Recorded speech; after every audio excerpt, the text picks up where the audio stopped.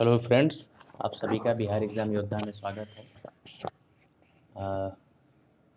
5 minute concept series में आज science के वीडियो को मैं डिस्कस करने जा रहा हूँ। और क्योंकि आप देख रहे हैं कि एडीओ में हो या बीपीएससी में हो या फिर बीएसएससी में भी अब nature of question asking change हो रहा है। और मुझे लग रहा है कि इस बार बीपीएससी में साइंस का नेचर लगभग एडीओ के समकक्ष होगा। तो यदि ऐसा होगा तो आपको केवल वन लाइनर पढ़ने से कहीं कुछ होने वाला है नहीं, तो आपको कहीं ना कहीं डीप अंडरस्टैंडिंग होना चाहिए। तो इसलिए आज हम डिस्कस करने वाले हैं न्यूटन लॉ ऑफ मोशन। तो इनके जो 3 लॉ थे उसको हम डिस्कस करेंगे लेमन लैंग्वेज में। पूरे ध्यान से सुनते जाइए। फर्स्ट लॉ कहता है कि if a body is in motion,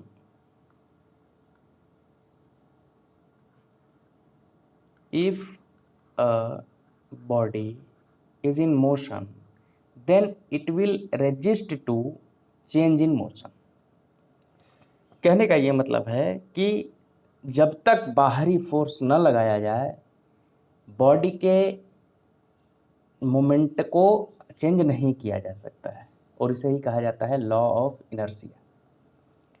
जब बाहर से फोर्स लगेगा तब जा कर के चेंज इन वेलोसिटी होगा, और चेंज इन वेलोसिटी को ही टाइम के साथ यदि रिस्पेक्ट में डिवाइड करेंगे तो उसे एक्सेलरेशन कहा जाता है।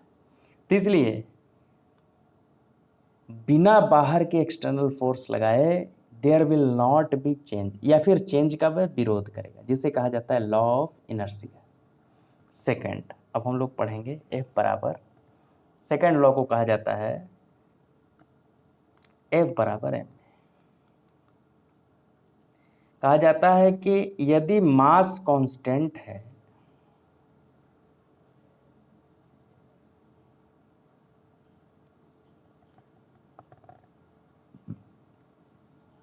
फोर्स जो होता है वह change in momentum dp by dt के बराबर होता है। This is second law. F is equal to dp by dt। और आपको जान के आश्चर्य होगा कि हम पहले यह डिसाइड किए हैं कि मास इज क्या है, कांस्टेंट।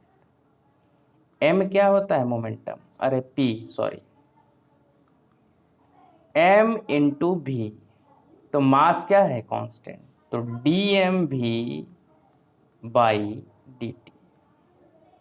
m कांस्टेंट है तो बाहर निकाल लीजिए, तो D V by D T, यह क्या है, m। तो फोर्स मोमेंटम क्या था कि चेंज इन मोमेंटम बराबर फोर्स, तो फोर्स जो है वह m D V by D T.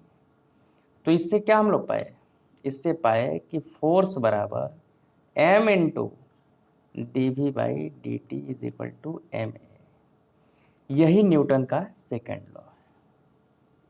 ठीक, अब थर्ड लॉ, इसीलिए कई बार कहा जाता है कि फोर्स F बराबर M A is Newton second law. पर एम ए कहाँ से आया है, इसके डेरिवेशन को समझिए। इसीलिए हम आपके मदद के लिए मैं ये सीरीज स्टार्ट किया हूँ, क्योंकि डीपली स्टडी बहुत कम ऐसे लोग हैं यूट्यूब पे जो करा रहे हैं, और जो करा भी रहे हैं वो 10-10, 5-5 हज़ार की फ़ी रखे हुए हैं। तो यूट्यूब पे फ्री में तो कराएंगे नहीं। तो इस वजह से हम आपके लिए एक डेडिकेटेड चैनल को मतलब बनाए हैं, ताकि बिहार में जो भी एग्ज़ाम हो, वह चाहे बीएसएससी हो, चाहे बीपीएससी हो, चाहे बिहार एसआई हो, आपको मूलभूत कॉन्सेप्ट समझने में कहीं भी दिक्कत ना हो। पर हाँ, आपको एक कार्य करना होगा कि do like share and subscribe. Otherwise किस बात के मोटिवेशन के लिए हम यह करेंगे। तो अगर कोई व्यक्ति देख ही नहीं रहा हो, कोई कर ही नहीं रहा हो, I am not saying to the paid for you. हाँ, कभी आप नोट्स वगैरह मांगेंगे तो उस नोट्स के टाइपिंग का जो फ़ी लगेगा 50 रुपीज़, 100 रुपीज़, जो भी, वह मैं चार्ज कर सकता हूँ बाद में, पर बाद में भी लगभग फ्री ही रहेगा। इस बात को आप समझिए। तो do like share and subscribe if you want like this videos in deep understanding of concept. तो इसके लिए मैं अगर कर रहा हूँ तो आपको भी करना होगा। थर्ड लॉ क्या कहता है न्यूटन का, कि if you are imposing a force on a certain surface, then the surface will impose on you force of same amount। Otherwise if there will be mismatch there will be motion, ध्यान रहे, there will be motion.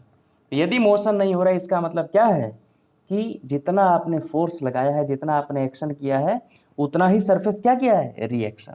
इसका मतलब for equal action there will be opposite reaction, for every action there will be opposite reaction and the magnitude wise दोनों same होंगे, दोनों की magnitude कितना होगी, सेम होगा, बराबर होगा, बस डायरेक्शन क्या होगा, अपोजिट होगा।